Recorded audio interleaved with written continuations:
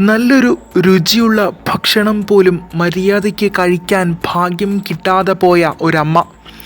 അവസാനം എല്ലാ സൗകര്യങ്ങളും ലഭിക്കാറാകുന്ന വക്കിൽ ആ അമ്മ ദൈവലോകത്തേക്ക് പോയി മറഞ്ഞു. പറഞ്ഞു വരുന്നത് സോഷ്യൽ മീഡിയയിലൂടെ ലോകത്തിൻ്റെ കണ്ണിൽ വിശപ്പ് എന്തെന്നും രുചി എന്തെന്നും പഠിപ്പിച്ച ബിന്ദു ചേച്ചിയെക്കുറിച്ചാണ്. ചെറ്റക്കുടിലിൽ ആരോടും പരിഭവമില്ലാതെ മുളകുപൊടിയും കൂട്ടിക്കുഴച്ച ചോറ് കഴിച്ചിരുന്ന ബിന്ദുവിൻ്റെ കഥ അടുത്തിടെയാണ് സോഷ്യൽ മീഡിയയിലൂടെ ലോകം കണ്ടത്.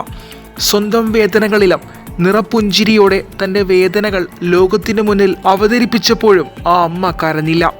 ക്യാൻസർ രോഗബാധിതയായ ബിന്ദു മരണപ്പെട്ട വിവരം ഏറെ വേദനയോടെ ഫിറോസ് കുന്നംപറമ്പിലാണ് സോഷ്യൽ മീഡിയയിലൂടെ ലോകത്തെ അറിയിച്ചത്.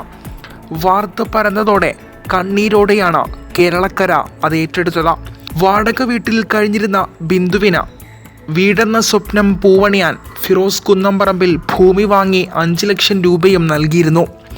ബിന്ദുവിൻ്റെ പേരിലേക്ക് ഭൂമി രജിസ്റ്റർ ചെയ്യാനിരിക്കെയാണ് അപ്രതീക്ഷിത വിടവാങ്ങൽ.